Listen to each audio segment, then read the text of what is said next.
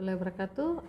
Pada video kali ini kita melanjutkan video sebelumnya terkait mencari solusi dari suatu kasus program linear dengan metode dengan kendala lebih besar. Ini kan tadi pada video sebelumnya kita berakhir pada ini ya, pada sheet ini. Sekarang kita lanjutkan pada sheet selanjutnya, kita masuk ke tabel awal simplex.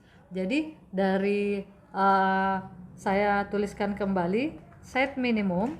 Jadi terakhir adalah set minimum 12x1 ditambah 5x2 ditambah 0s1 tambah 0s2 ditambah ms3 ditambah ms4.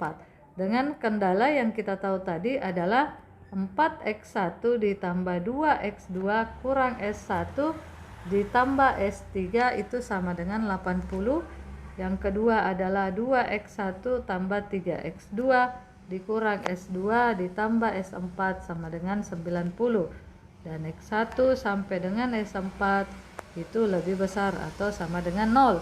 Jadi variabel basisnya di sini, jadi di sini adalah variabel basisnya adalah variabel basis itu adalah S3 dan S4 karena dia mengandung identitas. Selanjutnya kita masuk ke tabelnya. Jadi membuat tabel awal simplex. Ini yang saya bilang saya pakai yang tabel yang mungkin sedikit berbeda tapi prinsipnya sama. Jadi di sini saya ambil itu adalah CJ, artinya koefisien dari fungsi tujuan, kemudian koefisien dari variabel basis, kemudian di sini adalah variabel basisnya. Kemudian di sini koefisien ini diisi 12, kemudian 5 kita isi 0, kemudian M dan M. Ini ya, saya ubah sedikit tabelnya, saya perkecil sedikit ya karena masih ada menghitung ini. Jadi kita perkecil sedikit.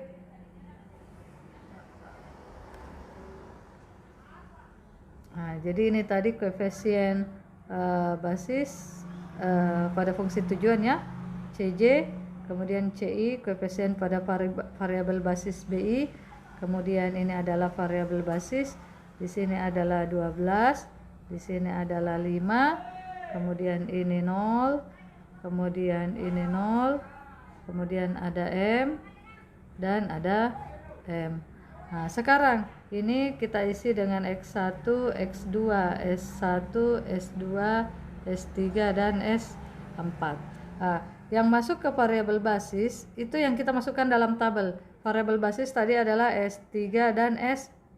Koefisien dari S3 dan X4 kan ini. Berarti M dan M. Sekarang X1 nya kita isi. Jadi semua di sini matriksnya 4 2 minus 1. Jadi di sini 4 2 minus 1 0 1 0. Di sini 2 3 0 minus 1 0 1. Paham kan?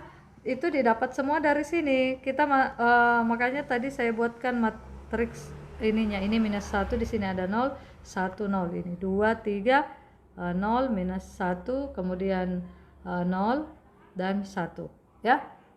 Kemudian di sini ada kita lanjutkan ke di sini kita ambil set J. Jadi set J ini, kemudian ada di sini CJ dikurang set J. Jadi CJ dikurang set J. CJ dikurang set J. Sekarang kita hitung nilai. Set J itu adalah sigma dari.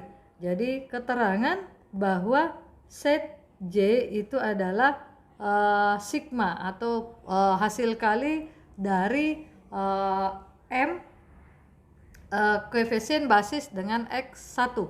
Jadi sigma dari CBI dikali dengan XI ya.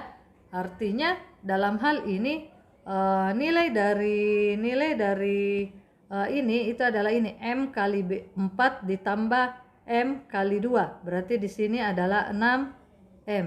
Ini 2 kali M ditambah 3 kali M, berarti 5M. Kan seperti itu. Jadi di sini minus M, di sini juga minus M, M dan M. Oke. Nah, kalau CJ kurang set J, ini kan CJ. Saya sudah katakan ini CJ, berarti 12 dikurangi dengan set J dikurangi 6M. Berarti di sini 5 dikurangi 5M. Jadi di sini 0 dikurangi minus M jadinya M. Di sini jadinya M, di sini jadinya M kurang M.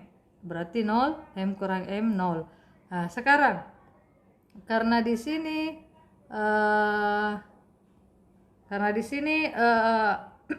sudah ada nilainya pada tabel selanjutnya, maka langkah selanjutnya sama ya. Langkah selanjutnya sama dengan yang dulu. Nah, karena sudah terisi semua, maka selanjutnya kita mau memilih yang mana yang menjadi kolom kunci. Ingat, kolom kunci adalah nilai yang sangat besar. Kenapa? Karena kita mau semua nilai yang ada pada nilai pada CJ kurang set J itu tidak ada yang negatif ya. Tidak ada yang negatif.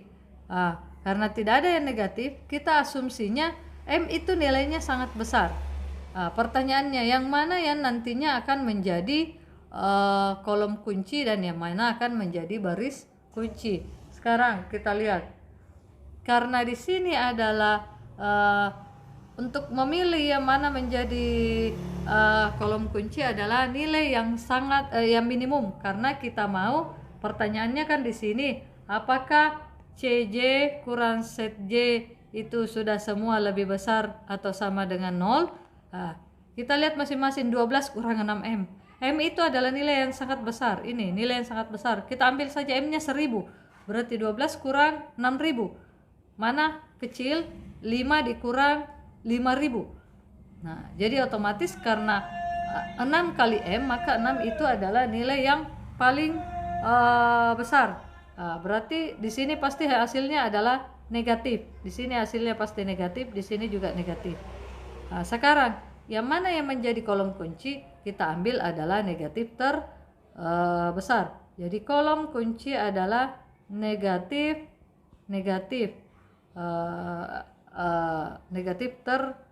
gimana ya?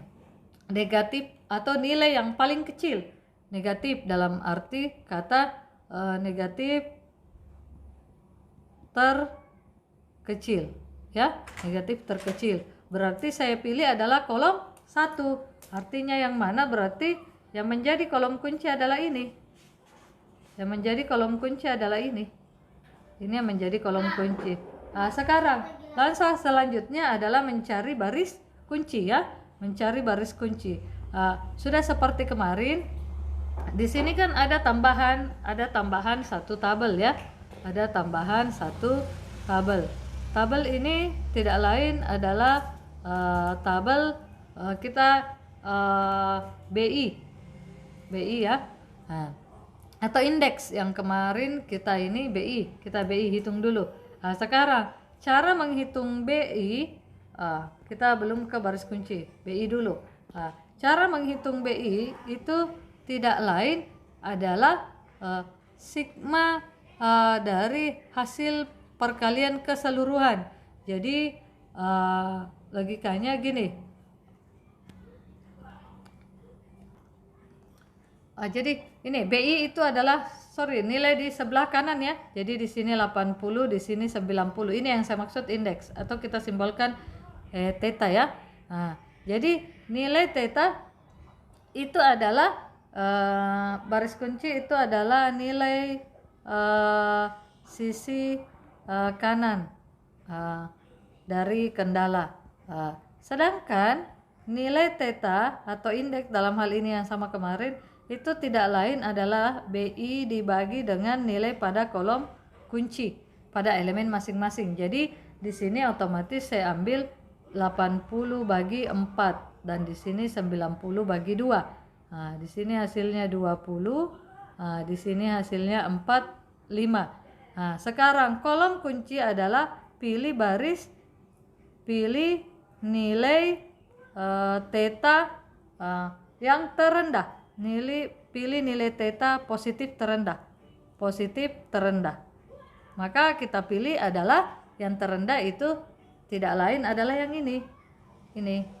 Berarti ini. Nah, atau saya ganti warnanya ya. Jadi paling terendah saya ambil ini lagi. Nah, ini adalah baris kunci.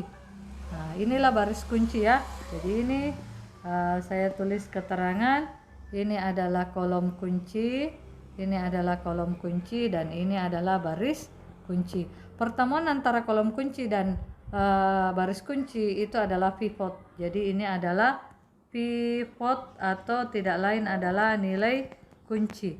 Nah, nilai kunci ini baru baris pertama atau langkah pertama ya, artinya tabel awal simplex.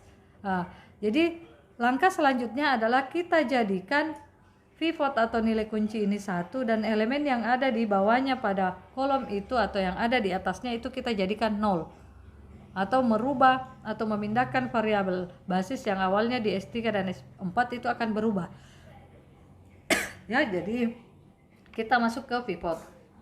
Jadi untuk video kali ini saya kira untuk tabel awal simplex dari kasus itu Anda sudah paham memasukkan dan bagaimana menentukan kolom kunci, baris kunci, dan nilai kunci. Kita lanjut ke video selanjutnya, masih langkah atau iterasi kedua dari tabel simplex. Jadi yang Anda harus paham dulu bagaimana menentukan kolom kunci, bagaimana menentukan set J, bagaimana menentukan CJ kurang set J, dan bagaimana menentukan kolom kunci, mana menentukan baris kunci, dan lahirlah pivot atau nilai kunci. Oke, terima kasih. Kita masuk ke sesi atau video ketiga.